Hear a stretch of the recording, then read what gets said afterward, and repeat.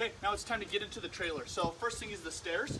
Just pull them out. There's no latches or any switches. That's how you pull it out. When you want to put it away, if you fold that over first, then make sure that this little thing is going to stuck like there. There's no straight to push it all the way. So anyways, open the stairs. This thing is in the way, so you lift, and then you can rotate it to 3 positions. So position 1, position 2, or position 3. It's your choice if you want a little handhold while you get into the trailer. The gray keys we've talked about. You have a deadbolt and you have a regular switch. So if you turn that one, I just locked it, or I just unlocked it. But you could lock that if you wanted. So I'll unlock that. Here's your deadbolt. So I just undid your deadbolt. If you want to lock your deadbolt, you turn it that way. So anyways, unlock my deadbolt. Now we're in. Okay. I'm going to apologize right off the bat. Because this is a new trailer, you can see here there's this hole where they cut for the wiring. So sometimes, because it's a new trailer and things haven't quite settled, sometimes after you've driven to the destination, you'll find some like sawdust here. That's really normal. It's not a cause for alarm. We have a hand vacuum here. You're welcome to dust it up. And I apologize in advance, but you can get a little sawdust. Just know it's normal. So right off the bat, we come to the control panels. So these are really important things that you're going to need to know how to use. So the first one is a lot of switches. So this is the awning, and you can see here you extend the awning or retract the awning. We're going to talk about that in a different video. This is how you'd use the slide out, or sometimes called the tip out. You can see it's this slide in or slide out. So all you do is you push it. So I'm going to push the slide out. And if you look over, you'll see the room is extending. Don't worry about holding this button for too long or not long enough, because once it stops moving, see I'm still holding it even, it'll stop and you can let go whenever. So don't worry about it. Same when you're coming in, just hold that until it stops moving and then you can let go. This is an awning light that's outside. It's not quite dark enough, but it kind of goes the length of the awning. If you want to use that, it's an outside light. Here's a porch light to turn it on and off. And here's your interior light. So this actually controls, when you flick this on, it controls 2 lights. This one, and also that one there, okay? You can still turn these off. There's a whole bunch of lights in the trailer that you just push a button right there on the light. So you can still control it that way. But if this switch is turned off, these 2 lights won't turn on or off. A common mistake is sometimes people think that this controls all of the interior lights. And so maybe, you can see there's a light here above the bunk bed that I'm gonna turn on. Okay, so maybe you're leaving for the day and you're like, oh, let me turn off all the lights. And you flick that off. It only turn off those 2 lights. This light is still on and you'll burn out your battery. So just know that this switch only controls 2 lights. So as you can see here, there's lights here. You could turn this light on. There's lights underneath here. You'll kind of find about 7 lights throughout the whole trailer. Next up here, we have the sound system. So you can choose what speaker if you want. You want just inside speakers, you want just outside speakers, or if you want speakers inside and out. To turn this on, you just push this button and you'll see it gets brighter. You're welcome to connect to it via an auxiliary cord, HDMI, USB. Most choose to connect to your phones via Bluetooth. So you just push this Bluetooth button and then you go to your phone settings and find the device. The code is 0000.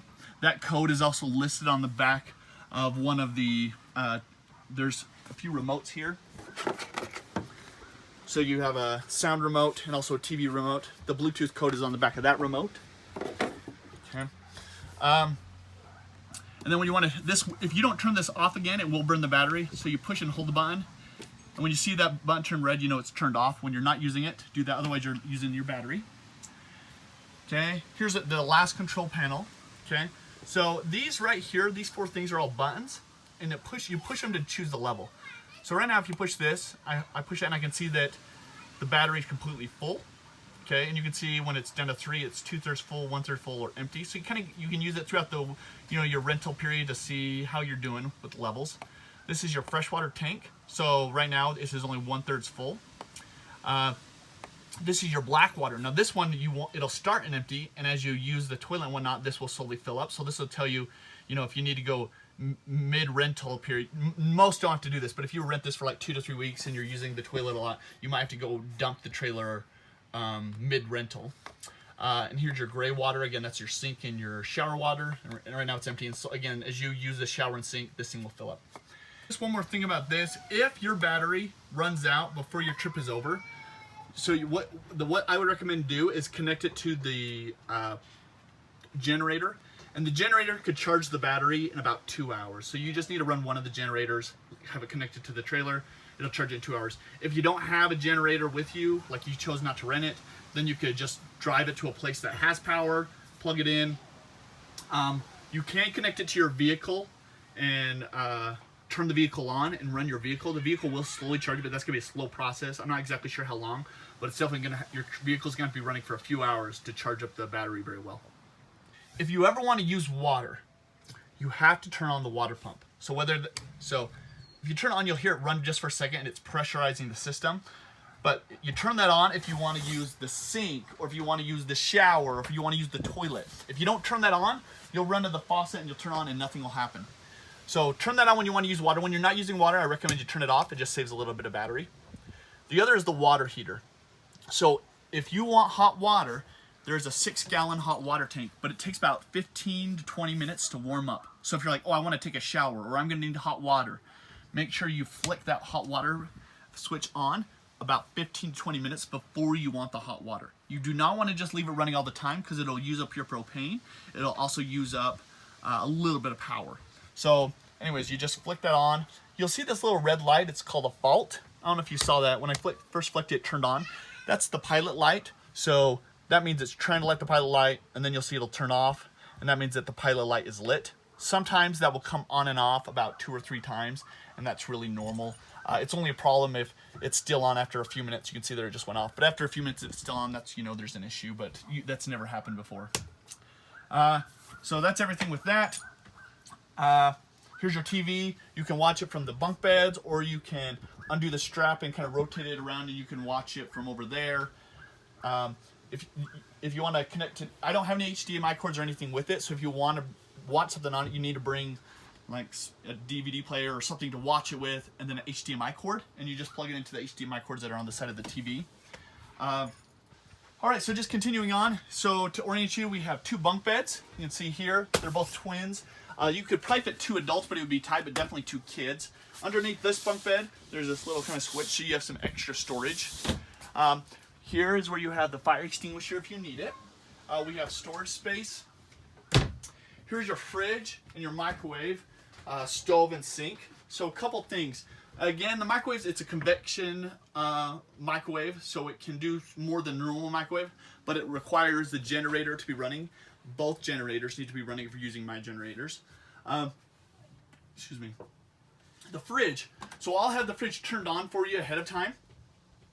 Really be careful about opening and closing it. It loses coolness quickly, and if you're starting from scratch, it takes about 0 hours to get from room temperature to cold.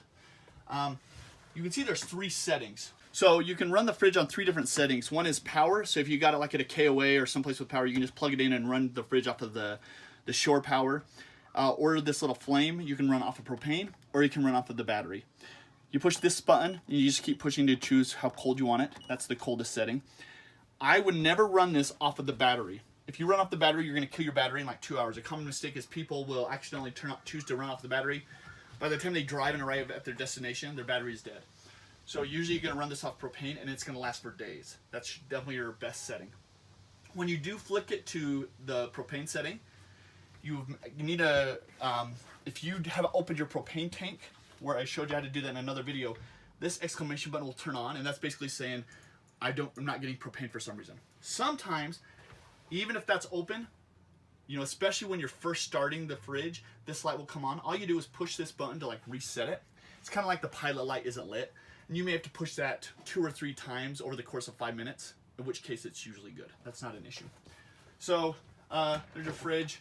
There's also a little tiny freezer. Okay, so we got fridge, freezer. Here's your stove.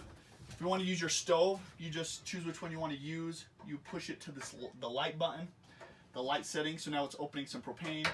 And in one of these drawers here, take that and you just light it. It'll light the stove. There's your sink. Pretty standard. Again, the water pump needs to be on. everything listed on the website for the supplies that we give you is in here, in here, in here, or in here. A lot of your cleaning supplies are in there. Okay, so that's the most part, all the supplies that we stocked for you. Kind of moving around to this other side. There's a few blinds throughout the place. You have some blinds that are more like traditional, where you pull the cords, or you can twist this to open it. Some of the other blinds are more this type, where there's no cord. You literally just grip the bottom and you push it up, or you pull it down. Okay. To open the windows, all these windows, there's this little tiny switch here. So you just kind of pull this out to open it. Okay. And when you shut it, it snaps. But again, some people struggle to open the windows. Just pull this out. If that makes sense. And this one's also the emergency exit. So this is the dinette section. You can see it makes a U shape. When you want to go to sleep here, you need to make your bed every night. So this actually lowers down and forms the bottom of your bed. In order to do that, you need to flick a switch. So see this yellow one here? What you do is you pull this yellow one out like this. And this is a little bit tricky, okay? So in order to collapse it, it doesn't just go straight down. I like to put my feet on this pull here, and I'm gonna kind of push it down in this direction. And when you do that, you'll see it slides down, okay? And then you just put it down. I'm gonna raise it back up for a second. But where you're trying to aim it on is, see these little black things? You're just gonna rest it on these black things. And that's where that will form the basement. And then you use these side cushions to kind of lay on top of it, and that's how you form. And it turns into a queen.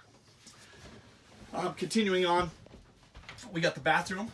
So here in the bathroom, we got the bathroom. So the bathroom, like most trailers, the light switch is on the outside. So you flick this switch. This is how you turn the bathroom on.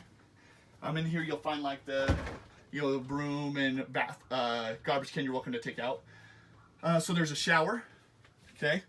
Again, the water pump has to be running, but there's a hot and a cold, pretty self-explanatory, and there's a little wand. If you lift this up, that's how you turn on the shower. If this button is down, it's just gonna be a normal sink, so I like to wash your hands. Some people, when they're showering, they're trying to use their shower, and you can see here, it kind of gets caught here, and they say they want it lower. If you do want it lower, you can just unscrew this head, and then you have to pull this through. It's kind of annoying, but that's how you would, if you wanted to. Most people don't need to do that, but if you do need to do that, it's easy to just unscrew that head. Here's your toilet.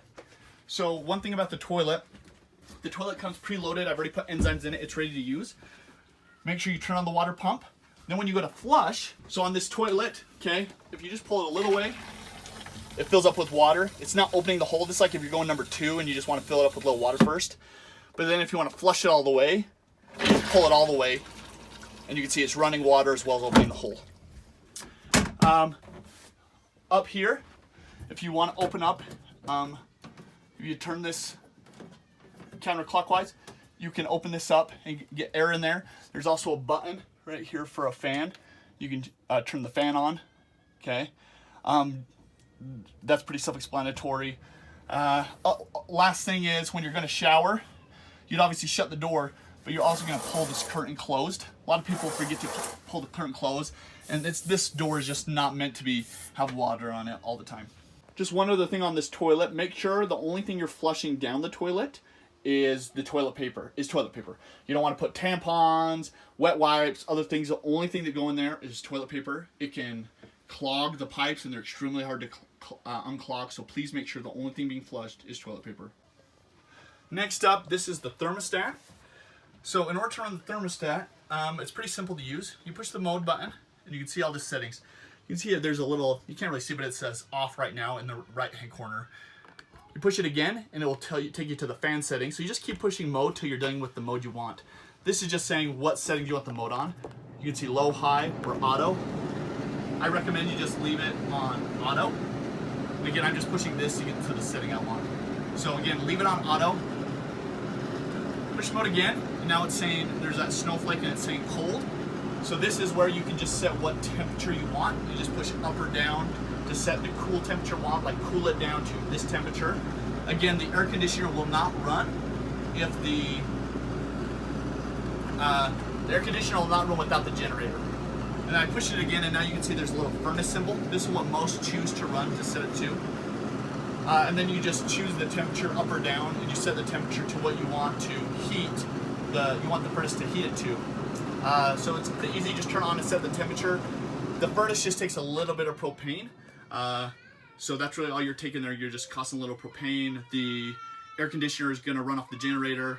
The fan runs off the battery, but it doesn't take too much. An important thing to note is just because you don't hear the fan doesn't mean it's not running. The fan is, when you set it on auto, will just run when it senses it needs to push air through, kind of like a home central air. A couple other storage areas. Here we got some hangers, closet, some drawers. These are all empty for you. You got a couple things where you can hang things, and place things in, I should say.